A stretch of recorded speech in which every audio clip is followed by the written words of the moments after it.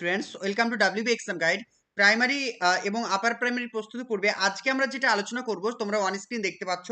আজকের আলোচনার টপিক হচ্ছে আমাদের ইতিহাস। কারণ আপার প্রাইমারির ক্ষেত্রে খুবই গুরুত্বপূর্ণ একটা সাবজেক্ট হচ্ছে ইতিহাস, যেটা হচ্ছে সোশ্যাল স্টাডিজ বলা হয়, তাই না, সমাজ বিজ্ঞান।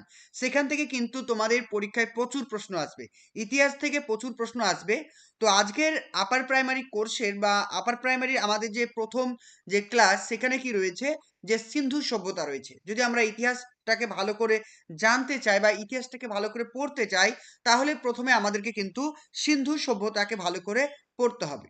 ওকে, তো আজকের ক্লাসে আমরা সিন্ধু সভ্যতাকে নিয়ে বিস্তারিতভাবে আলোচনা করব। যারা কিন্তু ইন্টারভিউ দিতে চলেছো বা যারা ধরো আপার প্রাইমারি দেবে বা যারা এসএসসির গ্রুপ সি গ্রুপ ডি দেবে, তাদের প্রত্যেকের জন্য কিন্তু আজকের ক্লাসটা খুবই গুরুত্বপূর্ণ। ওকে, চলো দেখো। তাহলে প্রথমে আমরা যেটা জানবো সেটা হচ্ছে কি, সিন্ধু সভ্যতা বা হরপ্পা সভ্যতা। বেসিক ইন্ট্রোডাকশনটা কি রয়েছে একটু দেখে নাও।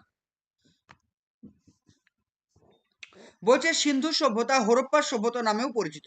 এই যে আমরা অনেক সময় বলি সিন্ধু সভ্যতা বা হরপ্পা সভ্যতা, তাহলে এই সিন্ধু সভ্যতাকে আমরা কিন্তু হরপ্পা সভ্যতা নামেও পরিচিত। এটি দক্ষিণ এশিয়ার প্রথম নগর সভ্যতা। ইম্পর্টেন্ট, এটা কিন্তু পরীক্ষার জন্য ভেরি ভেরি ইম্পর্টেন্ট এই পয়েন্টটা, যে সিন্ধু সভ্যতা কি ধরনের সভ্যতা। সিন্ধু সভ্যতা হচ্ছে এক ধরনের নগর কেন্দ্রিক সভ্যতা। ইম্পর্টেন্ট, পরীক্ষার জন্য কি বললাম, সিন্ধু সভ্যতা হলো এক ধরনের নগর কেন্দ্রিক। এটা কিন্তু ইম্পর্টেন্ট, মাথায় রাখবে। ওকে, তাহলে সিন্ধু সভ্যতা কি, সিন্ধু সভ্যতা হচ্ছে এক ধরনের নগর কেন্দ্রিক সভ্যতা। ওকে, মানে আরবান সেন্টার্ড, মানে বা আরবান সেন্ট্রিক যে সভ্যতা হয়ে থাকে, সিভিলাইজেশন, সেটা হচ্ছে কি এই সিন্ধু সভ্যতা। তাহলে সিন্ধু সভ্যতা কি, সিন্ধু সভ্যতা হচ্ছে এক ধরনের নগর কেন্দ্রিক সভ্যতা।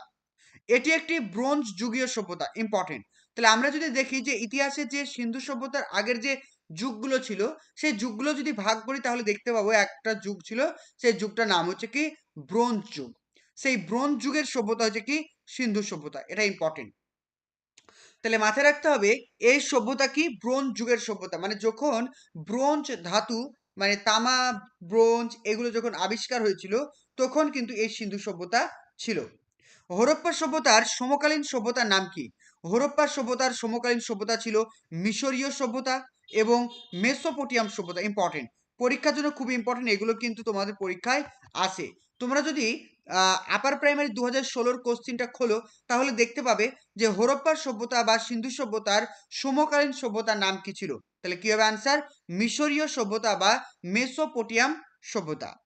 সিন্ধু সভ্যতার প্রথম আবিষ্কৃত জায়গার নাম ছিল হরপ্পা। তাহলে এই যে সিন্ধু সভ্যতা রয়েছে বা সিন্ধু যে সিভিলাইজেশন রয়েছে, সেই সিন্ধু সভ্যতার প্রথম আবিষ্কৃত জায়গাটির নাম কি ছিল, হরপ্পা।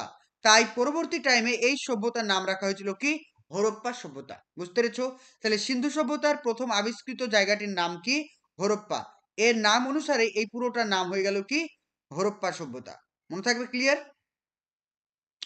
চলো, এবার আমরা আবিষ্কার এবং আবিষ্কারক সম্পর্কে জানবো। বলছে দয়ারাম সাহানি, নামটা মাথায় রাখবে, খুব ইম্পর্টেন্ট। নামটা বলছে কি, দয়ারাম সাহানি। ওকে, এই যে দয়ারাম সাহানি 1921 সালে, সালটা মনে রেখো, 1921 খ্রিস্টাব্দে পাঞ্জাবের মন্টোগোমারি, নামটা ভালো ভালো করে মনে রাখবে, পাঞ্জাবের মন্টোগোমারি জেলায় রাভি বা ইরাবতী নদীর তীরে এই হরপ্পা সভ্যতাটি আবিষ্কার করছেন। তাহলে যদি তোমাদের পরীক্ষা প্রশ্ন আসে যে হরপ্পা সভ্যতা কে আবিষ্কার করেছেন, তাহলে কি হবে অ্যান্সার, হরপ্পা সভ্যতা প্রথম আবিষ্কার করেছিলেন দয়ারাম সাহানি। কত সালে? 1921 সালে। সেটা কোথায়? সেটা হচ্ছে কি পাঞ্জাবের মন্টোগোমারি জেলায়। কোন নদীর তীরে? সেটা হচ্ছে রাভি নদীর তীরে। চলে আসি নেক্সট, দেখো রাখাল দাস বন্দ্যোপাধ্যায়, যাকে বলে কি আর ডি ব্যানার্জি, 1922 খ্রিস্টাব্দে সিন্ধু প্রদেশের লারকানা জেলায় মহেঞ্জোদারো আবিষ্কার করেছিলেন। ইম্পর্টেন্ট, তাহলে এই মহেঞ্জোদারো, এই যে লোকেশন, মানে মহেঞ্জোদারো ছিল একটা সিন্ধু সভ্যতার একটি স্থান, যেটি আবিষ্কার করেছিলেন কে, রাখাল দাস বন্দ্যোপাধ্যায়। কত সালে? 1922 সালে। স্যার জন মার্শাল তৎকালীন ভারতীয় প্রত্নতত্ত্ববিদ বিভাগের পরিচালক ছিলেন। তাহলে যখন এই সিন্ধু সভ্যতার বিভিন্ন সাইটগুলি আবিষ্কার করা হচ্ছিল, তখন তৎকালীন প্রত্নতত্ত্ববিদ কে ছিলেন? John Marshall. তিনি 1924 সালে বিশ্ববাসীর কাছে এই সভ্যতার কথা তিনি ঘোষণা করেছিলেন। বোঝা গেল? তাহলে জন মার্শাল ঘোষণা করেছিলেন কোনটা? এই সিন্ধু সভ্যতার কথা। এবং প্রথম তিনি ইন্ডিয়া ইন্দাস ভ্যালি সিভিলাইজেশন নাম করেছিলেন। এই সিন্ধু সভ্যতা বা হরপ্পা সভ্যতার নামকরণ ইন্দাস ভ্যালি সিভিলাইজেশন কে করেছিলেন? John Marshall. ওকে, মনে থাকবে। তারপর নেক্সট দেখো, আলেকজান্ডার কানিংহাম 1875 সালে হরপ্পা থেকে একটি সিলমোহর আবিষ্কার করেছিলেন। এটা ইম্পর্টেন্ট। এই যে হরপ্পার সভ্যতা আমরা দেখলাম, এই হরপ্পার সভ্যতা থেকে 1875 সালে আলেকজান্ডার কানিংহাম একটি কি করেছিলেন? সিলমোহর আবিষ্কার করেছিলেন। এটা কিন্তু ভালো করে মনে রাখবে। তোমাদের শিক্ষকতার স্বপ্নকে পূরণ করার জন্য আমরা নিয়ে এসেছি শিক্ষকতার স্বপ্ন পূরণের নতুন ব্যাচ। এখানে প্রাইমারি, আপার প্রাইমারি দুটি কোর্সই তোমরা করতে পারবে। আমাদের কি কি এই কোর্সের মধ্যে থাকছে? প্রতিদিন লাইভ ক্লাস থাকছে, রেকর্ডিং ক্লাস থাকছে এবং অধ্যায় ভিত্তিক মক টেস্ট, অর্থাৎ যে ক্লাসটা করানো হবে পরের দিন সেই ক্লাসটার উপরে মক টেস্ট থাকবে এবং প্রত্যেকটা ক্লাসে টাইপিং করা অর্থাৎ প্রিন্টেড নোট কপি থাকবে, যেগুলো তোমরা অতি সহজে ভালো করে পড়তে পারবে। যারা আমাদের কোর্সে অ্যাডমিশন নিতে চাইছো, স্ক্রিনে দেওয়া যে নাম্বারটি রয়েছে 9647300217, আমাদের ক্লাস শুরু হবে জানুয়ারির 1 তারিখ থেকে। তো যারা ভর্তি হবে অবশ্যই তাড়াতাড়ি যোগাযোগ করো। চলো, এবার আমরা যেটা দেখবো সেটা হচ্ছে কি সিন্ধু সভ্যতার কি কি সময়কাল ছিল, অর্থাৎ সিন্ধু সভ্যতার সময়কালটা আমাদেরকে একটু জানতে হবে। দেখো, সিন্ধু সভ্যতার সময়কাল ছিল প্রায় আনুমানিকভাবে বলতে পারি যে 2600 খ্রিস্টপূর্বাব্দ থেকে 1750 খ্রিস্টপূর্বাব্দ। এটা হচ্ছে একটা সময়কাল। বেসিক্যালি পরীক্ষা তোমাদের সময়কাল পরীক্ষা আসে না, তবু একটু মোটামুটি ভাবে মনে রাখো। এবার যেটা ইম্পর্টেন্ট সেটা হচ্ছে ইম্পর্টেন্ট, এখান থেকে কিন্তু তোমাদের পরীক্ষা প্রশ্ন আসে। এটা বিসিএস পরীক্ষায় অনেকবারই এসেছিল যে আমরা কি বলছি, দেখো কার্বন ডেটিং কি বলা হয়েছে, কার্বন 14 ডেটিং পদ্ধতির মাধ্যমে এই সময়কাল নির্ধারণ করা হয়েছে। তাহলে একটা ইম্পর্টেন্ট পয়েন্ট ভালো করে মনে রাখবে। কি বলা হয়েছে? এই যে সিন্ধু সভ্যতা বা হরপ্পার সভ্যতার যে সময়কাল সেটা নির্ণয় করা হয়েছে কিসের মাধ্যমে? একটা ইম্পর্টেন্ট প্রশ্ন পরীক্ষার জন্য, এই পয়েন্টটা কিন্তু বেশি ইম্পর্টেন্ট, এই পয়েন্টটা। ঠিক আছে, এই পয়েন্টটা ইম্পর্টেন্ট যে সিন্ধু সভ্যতা বা হরপ্পার সভ্যতার যে সময়কাল সেটা কিসের মাধ্যমে নির্ণয় করা হয়েছে? কার্বন 14 ডেটিং পদ্ধতির মাধ্যমে। ঠিক আছে, নেক্সট দেখো নামকরণ। নামকরণ সম্পর্কে একটু জানবো। প্রথমে সিন্ধু নদীর তীরে সভ্যতা আবিষ্কৃত হয়, একে সিন্ধু সভ্যতা বলা হয়। তাহলে এই সভ্যতাকে কেন সিন্ধু সভ্যতা বলা হয়? কারণ এই যে সভ্যতাটা, এই সভ্যতাটা সিন্ধু নদীর তীরে অবস্থিত, সেই জন্য এই সভ্যতার নাম রাখা হয়েছে সিন্ধু সভ্যতা। পরবর্তী টাইমে প্রথম আবিষ্কৃত স্থানের নাম অনুসারে এর নাম হয়েছে কি? হরপ্পা সভ্যতা। আমরা এর আগে জানলাম যে সিন্ধু সভ্যতায় প্রথম আবিষ্কৃত সভ্যতার নাম কি ছিল? হরপ্পা সভ্যতা, যেটা দয়ারাম সাহানি আবিষ্কার করেছিল 1921 সালে, তাই তো? তাহলে আমরা জানলাম যে সিন্ধু সভ্যতাতে প্রথম আবিষ্কৃত একটা স্থান, সেই স্থানটার নাম হচ্ছে হরপ্পা সভ্যতা। সেই হরপ্পা সভ্যতার নাম অনুসারে এই সিন্ধু সভ্যতাকে আমরা হরপ্পা সভ্যতা নামেও চিহ্নিতকরণ করি। আর এই হরপ্পা কথাটির অর্থ কি? এই হরপ্পা কথাটির অর্থ হচ্ছে পশুপতির খাদ্য। ইম্পর্টেন্ট। তাহলে কি বললাম? হরপ্পার সভ্যতার কথার অর্থ হচ্ছে কি? পশুপতির খাদ্য। এবার আমরা যেটা পড়বো সেটা কি, এই হরপ্পা সভ্যতা বা সিন্ধু সভ্যতার বিস্তার কিরকম ভাবে রয়েছে। আমরা যদি দেখি এই যে সিন্ধু সভ্যতা বা হরপ্পা সভ্যতা, সেটা দেখতে কি রকম? সেটা দেখতে হচ্ছে ত্রিভুজ আকারের। এটা মাথায় রাখবে, ত্রিভুজ আকার যেমন এমনটা হয় এরকম দেখতে হচ্ছে আমাদের সিন্ধু সভ্যতা। মানে উত্তর দিকে রয়েছে কি? মান্ডা। কি বললাম? উত্তর দিকে মান্ডা, জম্মু কাশ্মীরের মান্ডা। তাহলে উত্তর দিকে রয়েছে কি? এই উত্তর দিকে রয়েছে জম্মু কাশ্মীরের মান্ডা। আর দক্ষিণ দিকে রয়েছে কি? দাইমাবাদ, মহারাষ্ট্রের দাইমাবাদ। তাহলে কি বললাম? দক্ষিণ দিকে রয়েছে মহারাষ্ট্রের দাইমাবাদ। আর পূর্ব দিকে রয়েছে কি? পূর্ব দিকে রয়েছে আলমগীরপুর। আলমগীরপুর উত্তরপ্রদেশ। পূর্ব দিকে রয়েছে আলমগীরপুর উত্তরপ্রদেশ। আর পশ্চিম দিকে রয়েছে সুতাকাজিন ডোর, যেটাকে বলা হয় বালুচিস্তান। বালুচিস্তানে পর্যন্ত বিস্তার লাভ করেছে। তাহলে ভালো করে মনে রাখতে হবে যে তোমাদের যে সিন্ধু সভ্যতার বিস্তার কোন দিকে কতটা রয়েছে।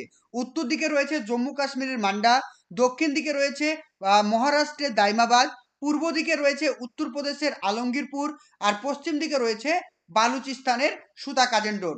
ওকে, মনে থাকবে? এটা কিন্তু একটু ভালো করে মনে রাখবে। চলো নেক্সট দেখো। এবার গুরুত্বপূর্ণ নগর এবং শহরগুলো আমাদেরকে জানতে হবে। এই সিন্ধু সভ্যতার বিভিন্ন যে নগরগুলো রয়েছে বা স্থানগুলো রয়েছে সেগুলো আমরা একটু ভালো করে জানবো, যেগুলো কিন্তু আমাদের পরীক্ষায় প্রশ্ন আসে।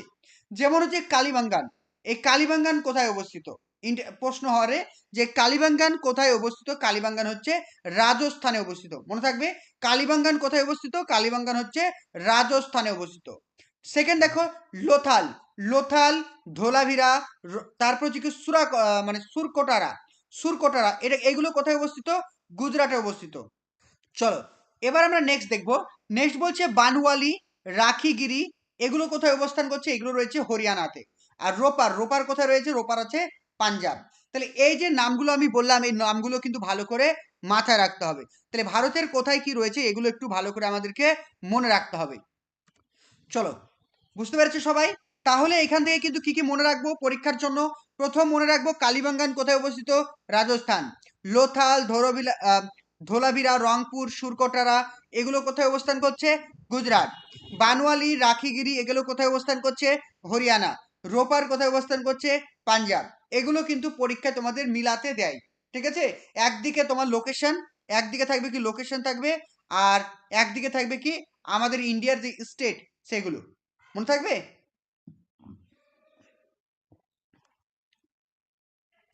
চলো নেক্সট পয়েন্ট, পরের পয়েন্ট আমরা দেখবো, বা পরের জিনিসটা আমরা একটু ভালো করে দেখবো কি বলছি দেখো। বলছে রাখি গারহি, রাখি গারহি যেটা অবস্থান করছে কোথায়? হরিয়ানাতে অবস্থান করছে। রাখিগিরি কোথায় রয়েছে? রাখিগিরি রয়েছে হরিয়ানাতে। বর্তমানে এটি বৃহত্তম হরপ্পা কেন্দ্র। তাহলে তোমাকে যদি পরীক্ষায় জিজ্ঞাসা করে সিন্ধু সভ্যতার প্রথম আবিষ্কৃত স্থানের নাম কি?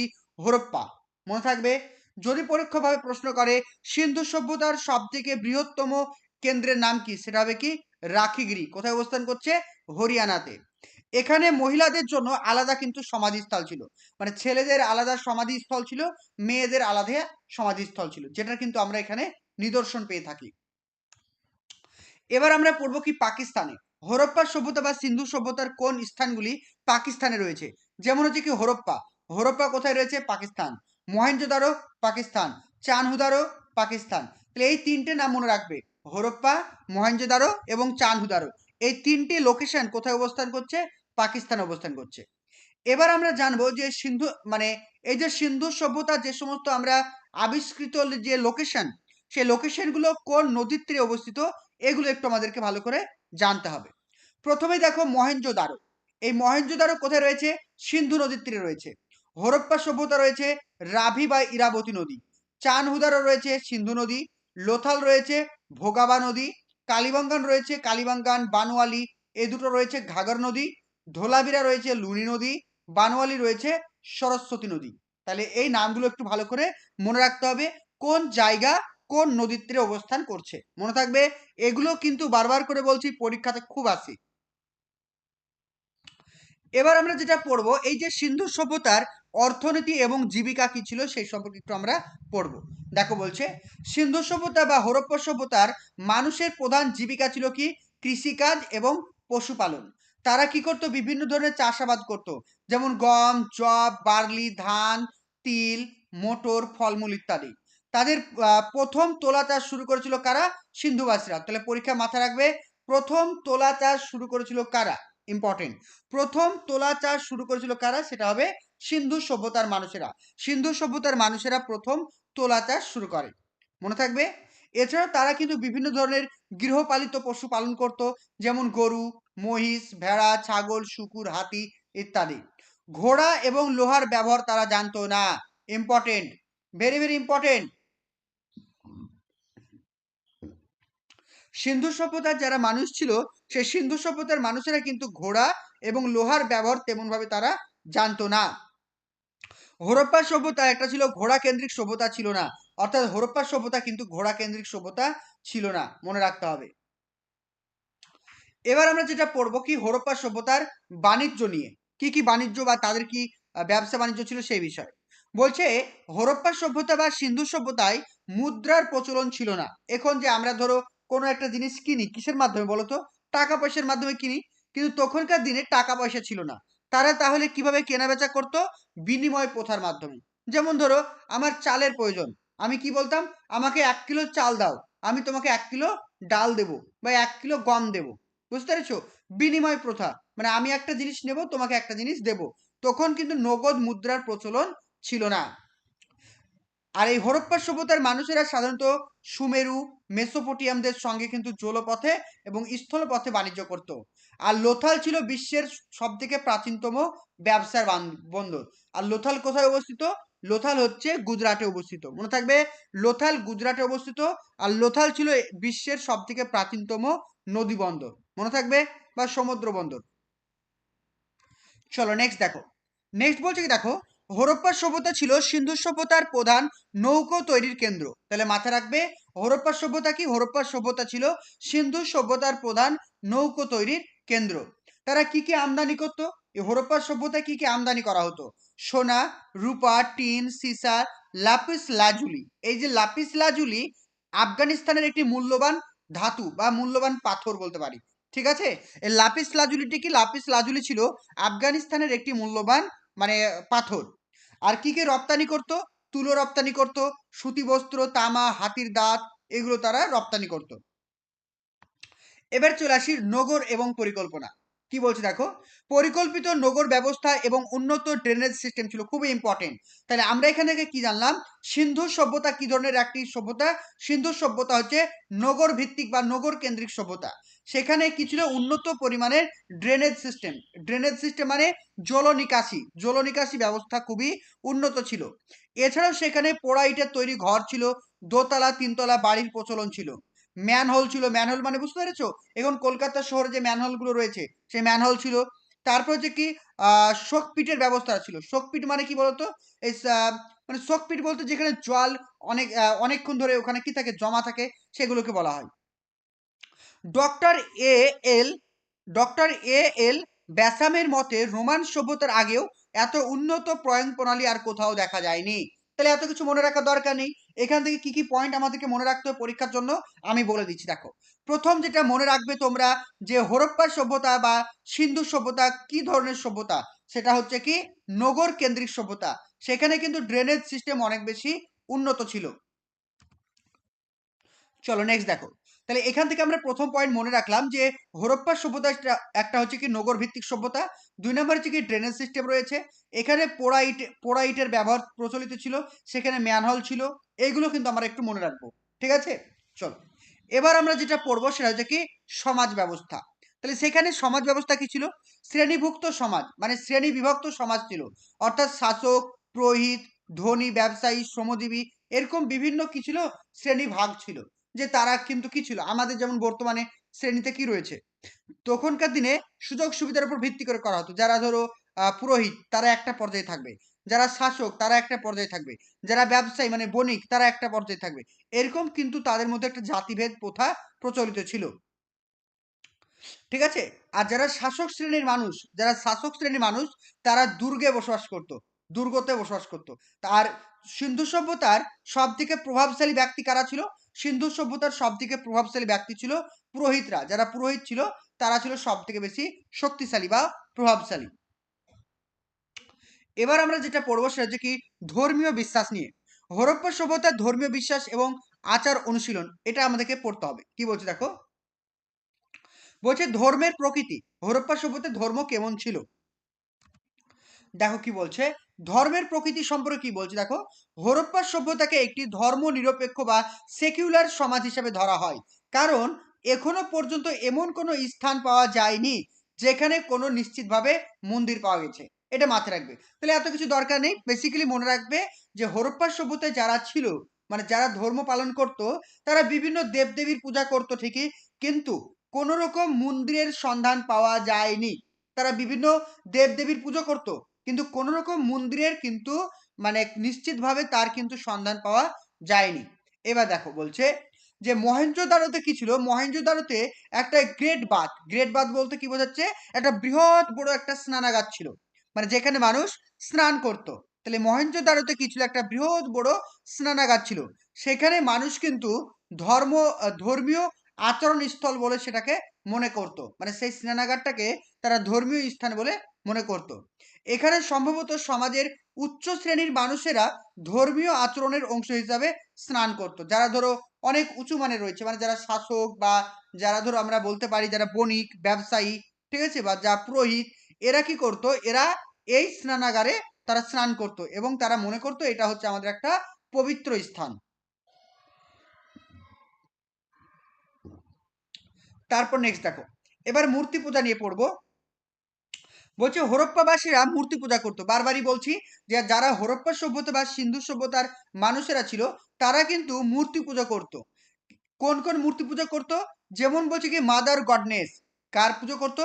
Mother goodness. তাকে কি বলা হতো? ফার্টিলিটির প্রতীক বলা হয়, সিম্বল অফ ফার্টিলিটি। মনে থাকে জানো, মাদার গডনেস যেটাকে কি বলা হয়? সিম্বল অফ ফার্টিলিটি বা উর্বরতার প্রতীক বলা হয়।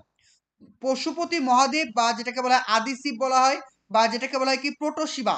মনে থাকবে, পশুপতি মহাদেব, আদি শিব বা প্রোটোশিবা, তার কিন্তু উপাসনা করা হতো। তো এছাড়াও কি করা হতো? লিঙ্গ এবং যোনির পূজা করা হতো। কি বললাম? লিঙ্গ বা যোনির পূজা করা হতো। আর একটা কি করা হতো? পিপুল গাছ, যেটাকে বলা হয় কি অশ্বত্থ গাছকে কি করা হতো? পুজো করা হতো। কুজো ষাঁড়, ঠিক আছে, যেগুলোর যে সমস্ত ষাঁড়ের কুঁজ আছে, কুঁজ বলতে বোঝাচ্ছে এরকম যে ষাঁড়ের কুঁজ রয়েছে, বুঝলে, ষাঁড়ের ওপর এরকম একটা কুঁজ রয়েছে, সেই ষাঁড়কে পুজো করা হতো। এছাড়া পাখিকে পুজো করা হতো। পাখি বলতে ঘুঘু পাখি এবং কবিতর। এছাড়াও কি ছিল? একশৃঙ্গী ইউনিকর্ন, ঠিক আছে, ইউনিকর্ন মানে এটা হচ্ছে এক ধরনের গন্ডার, একশৃঙ্গ গন্ডারের পুজো করা হতো। তাহলে তারা কোন কোন প্রাণীর পুজো করতো আমরা কিন্তু একটু জেনে নিলাম। এছাড়াও কি করতো? অগ্নি পূজা করতো। যেমন হচ্ছে কালীবাঙ্গান এবং লোথাল, এই দুটি জায়গাতে কি পাওয়া গেছে? ফায়ার অল্টার পাওয়া গেছে। ইম্পর্টেন্ট, পরীক্ষার জন্য ইম্পর্টেন্ট তোমাদের, হ্যাঁ। তাহলে যদি পরীক্ষায় প্রশ্ন আসে যে সিন্ধু সভ্যতার কোন স্থানে ফায়ার অল্টার বা অগ্নিকুণ্ড পাওয়া গেছে, সেটা হবে কি? কালীবাঙ্গান ও লোথাল, এই দুটি জায়গাতে পাওয়া গেছে। ঠিক আছে। আর এই ফায়ার অল্টার মানে কি? ফায়ার অল্টার মানে হচ্ছে কি আগুনের মণ্ডপ, যেখানে কি করে যজ্ঞ করা হতো, যেখানে পুজো করা হতো, যজ্ঞ করা হতো। বুঝতে পেরেছো? নেক্সট ওই যে পশুপতির যে সিলমোহর ছিল, পশুপতির সিলমোহরে কোন কোন প্রাণীর ছবি ছিল? পশুপতির সিলমোহরে কোন কোন প্রাণীর ছবি ছিল? হাতি, বাঘ, গন্ডার, মহিষ এবং হরিণ। তার মানে আমি বুঝতে পারছি তারা কিন্তু হাতি, বাঘ, গন্ডার, মহিষ, হরিণ এগুলোরও তারা কিন্তু পুজো করত। এবার চলেছে সমাধি প্রথা। কি বলছে দেখো, মৃতদেহ সৎকার করার জন্য তারা উত্তর থেকে দক্ষিণ দিক বরাবর শুয়ে দিত। মানে উত্তর দিকে মাথা থাকবে আর দক্ষিণ দিকে তাদের পা থাকবে।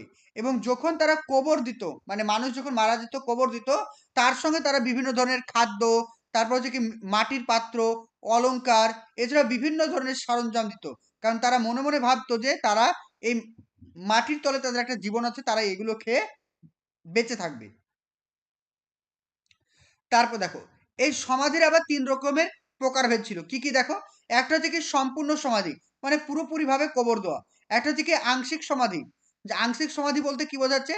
যেখানে দেহ পাখি ও পশুদের জন্য উন্মুক্ত রেখে পরে অস্থিগুলোকে সংগ্রহ করে কবর দেওয়া হতো। মানে জিনিসটা বোঝো, ধরো একটা মানুষ মারা গেল, সেই মানুষটা কি করলো? একটা ফাঁকা মাঠে ফেলে দিয়ে আসলো।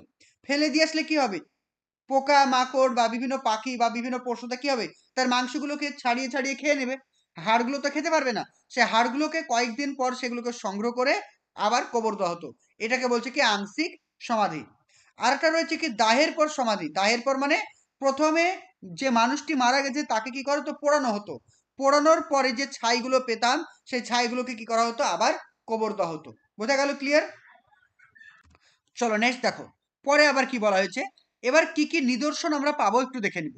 বলছে লোথাল হচ্ছে, লোথালে একসঙ্গে মানে এক জোড়া নারী ও এক জোড়া পুরুষের কঙ্কাল পাওয়া গেছে। মানে কি বলতে চাইছে? একই সঙ্গে লোথাল হচ্ছে এমন একটি জায়গা যেখানে কি করছে, একটাই কবর, ধরো একটাই কবরে কি করা হয়, আমাদের একটাই মানুষকে কবর দেওয়া হয়। কিন্তু লোথালে কি ছিল?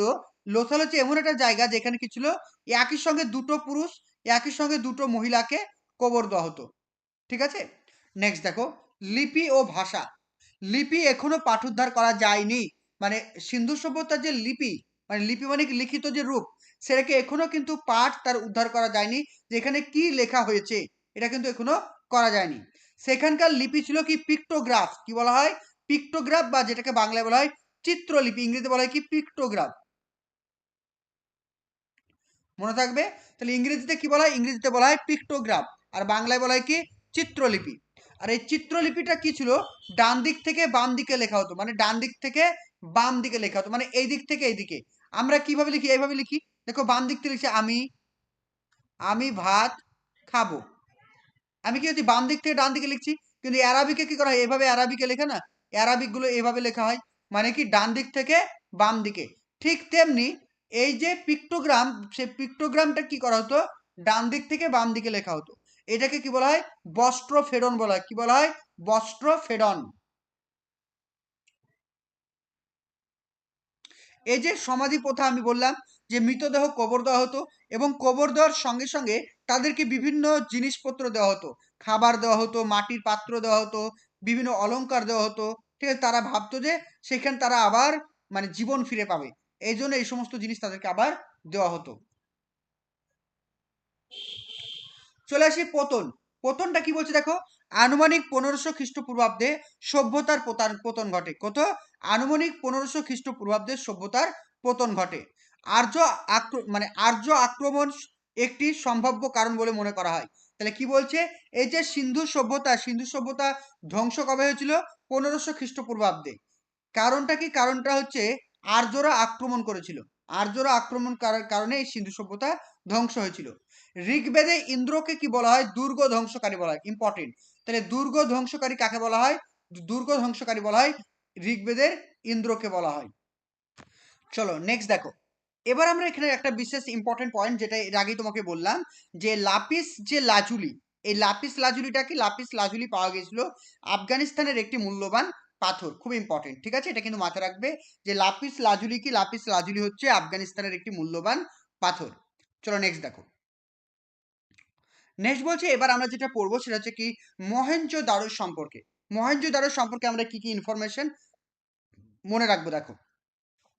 বলছে এই নামের অর্থ কি, মহেঞ্জোদারো কথাটির অর্থ হচ্ছে, মহেঞ্জোদারো কথাটির অর্থ হচ্ছে মৃত্যের স্তূপ।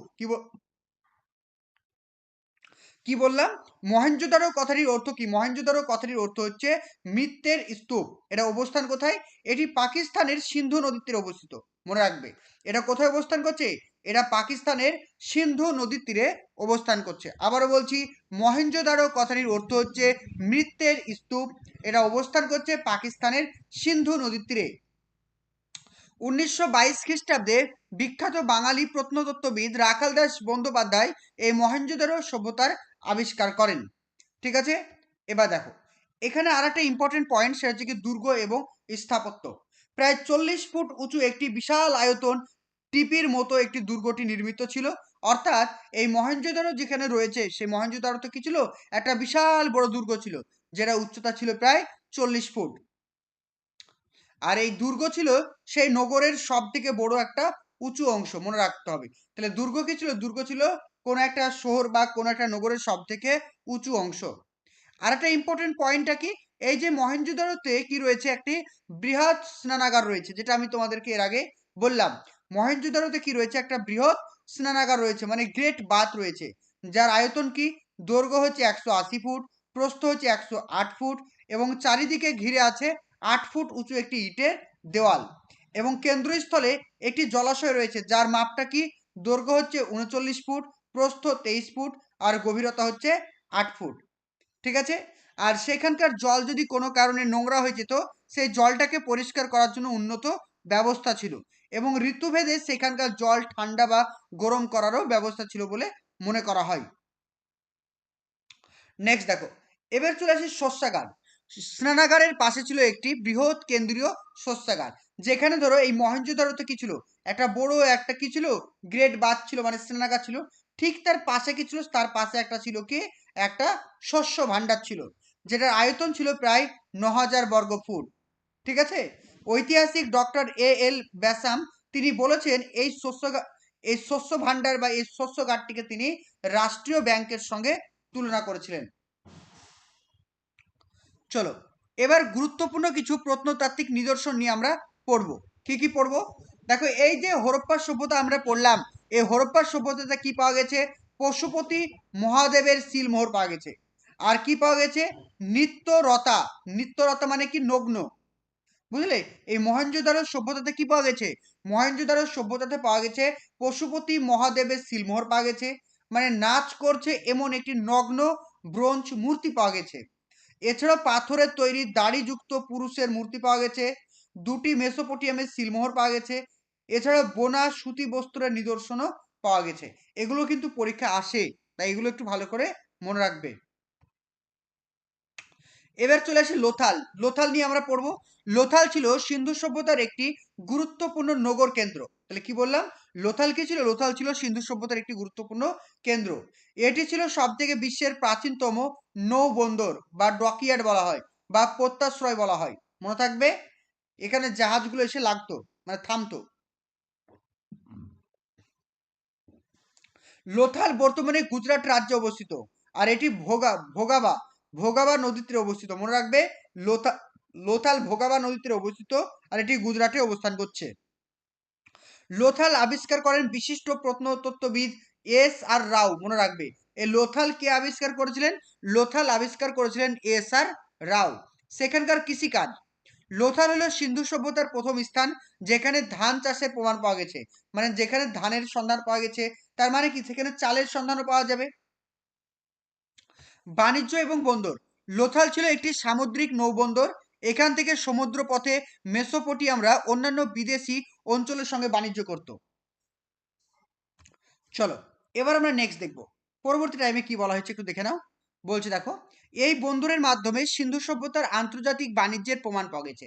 এই যে লোথাল বন্দরটা পেলাম, এই লোথাল বন্দর থেকে সিন্ধু সভ্যতার মানুষরা কিন্তু বিভিন্ন দেশের সঙ্গে কি করতো, তারা ব্যবসা বাণিজ্য করতো। এটা কিন্তু ভালো করে মনে রাখতে হবে তোমাদের।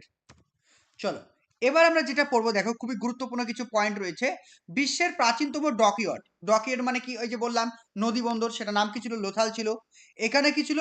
উন্নত মানের জল ব্যবস্থা। এই যে আমি বললাম যে তোমার মানে ড্রেনেজ সিস্টেম, সেটা ছিল। আর এগুলো কি ছিল? সবই কিন্তু পরিকল্পিত শহর ছিল। এগুলো কিন্তু একটু ভালো করে মনে রাখতে হবে। চলে আসে নেক্সট, দেখো কালীবঙ্গান। এই কালীবঙ্গান নিয়েও কিন্তু তোমাদের পরীক্ষা প্রশ্ন হয়ে থাকে। কালীবঙ্গান থেকে কি কি মনে রাখবো দেখো। কালীবঙ্গান মানে কি? কালীবঙ্গান হচ্ছে সিন্ধু বা হরপ্পা সভ্যতার একটি গুরুত্বপূর্ণ কেন্দ্র। এটি ভারতে অবস্থিত উল্লেখযোগ্য হরপ্পা সভ্যতার শহরগুলির মধ্যে একটি অন্যতম। এটা ঠিক আছে, দেখো। আর এই কালীবঙ্গান কোথায় অবস্থান করছে? কালীবঙ্গান রয়েছে বর্তমানে রাজস্থানে। রাজস্থান রাজ্যের হনুমানগড় জেলায় অবস্থিত। মনে থাকে জানো, কালীবঙ্গান কোথায় রয়েছে? রাজস্থানের হনুমানগড় জেলায় রয়েছে। আর এটি ঘাগর বা নদীর বাম তীরে অবস্থিত। এটি ঘাগর নদীর তীরে অবস্থান করছে। এটা কে আবিষ্কার করেছেন? কালীবঙ্গান। কালীবঙ্গান আবিষ্কার করেছে অমলানন্দ ঘোষ। মনে রাখবে, অমলানন্দ ঘোষ, খুব ইম্পর্টেন্ট এটাও। ঠিক আছে, কালীবঙ্গান আবিষ্কার করছে কে? অমলানন্দ ঘোষ। নেক্সট দেখো, কৃষি এবং চাষাবাদ। এখান থেকে আমাদেরকে ভালো করে মনে রাখতে হবে। এই কালীবঙ্গান এমন একটি জায়গা ছিল যেখানে কি হতো, চাষ জমির নিদর্শন পাওয়া গেছে। মানে চাষ করা জমির নিদর্শন পাওয়া গেছে, মানে যেটাকে বলা হয় প্লাউ ফিল্ড বলা হয়। ঠিক আছে, এছাড়া কি পাওয়া গেছে এই সমস্ত এলাকায়, মানে কালীবঙ্গানে কাঠের লাঙল, কাঠের লাঙলের কিন্তু নিদর্শন পাওয়া গেছে। এগুলো কিন্তু পরীক্ষা আসে কিন্তু এগুলো, ঠিক আছে। এগুলো কিন্তু একটু ভালো করে পড়বে, যে চাষ করা জমির নিদর্শন পাওয়া গেছে সিন্ধু সভ্যতার কোন স্থানে। যে চারটে অপশন দেবে, লোথাল, কালীবঙ্গান, ধোলাভিরা, এরকম। এগুলো কিন্তু ভালো করে পড়তে হবে তোমাদের। এছাড়াও কালীবঙ্গানে কি পাওয়া গেছে? অগ্নিকুণ্ড পাওয়া গেছে, যেটাকে বলা হয় ফায়ার অল্টার পাওয়া গেছে। আর ফায়ার অল্টারের পাশে কি করা হতো? যজ্ঞ করা হতো, যেটা আমি এর আগেই বললাম। ঠিক আছে, এছাড়াও নগর পরিকল্পনা কি? এখানে বৃহৎ ইটের প্রাচীর দেখা গেছে, মানে বড় বড় ইটের প্রাচীর ছিল। এছাড়াও কি ছিল? সিটাডেল এবং নিম্ননগর উভয় অংশ প্রাচীর দ্বারা বেষ্টিত ছিল। খুব ইম্পর্টেন্ট। তাহলে কালীনগরে কি ছিল? কালীনগরের বড় বড় ইটের প্রাচীর ছিল, বিভিন্ন দুর্গ ছিল। এটা কিন্তু ভালো করে মনে রাখতে হবে। আর কালীবঙ্গানে কিন্তু উটের হাড় পাওয়া গেছে, মানে উটের ব্যবহারের প্রমাণ পাওয়া গেছে। কালীবঙ্গানের যে মানুষরা ছিল তারা কিন্তু উটের ব্যবহার করত। কারণ কি? কারণ তারা মাটি খুঁড়ে কিন্তু উটের হাড় পাওয়া গেছে। তাহলে উটের হাড় যখন পাওয়া গেছে, তার মানেটা কি? তার মানে হচ্ছে সেখানকার মানুষ কিন্তু আগে কি করত? অবশ্যই উট ব্যবহার করত। চলো নেক্সট দেখো। নেক্সট পরে আমরা জানবো কি, দেখো ইম্পর্টেন্ট পয়েন্ট, সেটা হচ্ছে কি চান হুদারো। এই চান হুদারো সম্পর্কে ভালো করে আমাদেরকে জানতে হবে। এই চান হুদারোটা কি? দেখো, চান হুদারো ছিল সিন্ধু সভ্যতার একটি গুরুত্বপূর্ণ প্রত্নতাত্ত্বিক কেন্দ্র ছিল। এটি বর্তমানে পাকিস্তান অবস্থান করছে। এতক্ষণ যেগুলো আমরা পড়লাম সেগুলো সবই কিন্তু ভারতে রয়েছে। কিন্তু এবার আমরা যেটা পড়বো সেটা হচ্ছে কি, সেটা আমরা পাকিস্তানে দেখবো। তাহলে চান হুদারো কোথায় অবস্থান করছে? চান হুদারো কিন্তু পাকিস্তানে অবস্থান করছে। বোঝা গেল? এবার অবস্থান দেখো, চানহুদারো সিন্ধু নদীর উপত্যকা অঞ্চল অবস্থিত। চানহুদারো কোন নদীর তীরে অবস্থিত? চানহুদারো হচ্ছে সিন্ধু নদীর তীরে অবস্থান করছে। আবিষ্কার, এই চানহুদারো শহরটি আবিষ্কার করেছেন কে? N.G. মজুমদার। মাথা রাখবে, চানহুদারো আবিষ্কার করেছেন কে? N.G. মজুমদার। নেক্সট দেখো, এবার কি দেখবো আমরা কি দুর্গহীন। এবার দেখো একটা ইম্পর্টেন্ট পয়েন্ট ভালো করে মাথায় রাখতে হবে। আমরা এই হরপ্পা সভ্যতা বা সিন্ধু সভ্যতায় যতগুলো স্থান পেয়েছিলাম, মানে লোকেশন আমরা পেয়েছি বা পড়েছি, প্রত্যেকটি জায়গাতে কিন্তু দুর্গ বা সিটাডেল ছিল। কি বললাম? দুর্গ বা সিটাডেল ছিল। একমাত্র এই চানহুদারোতে কোনো রকম দুর্গ বা সিটাডেল ছিল না। ইম্পর্টেন্ট। তাহলে যদি তোমাদের পরীক্ষা আসে সিন্ধু সভ্যতার কোন স্থানে দুর্গ বা সিটাডেল ছিল না, সেটা আনসার হবে কি চানহুদারো। ওকে,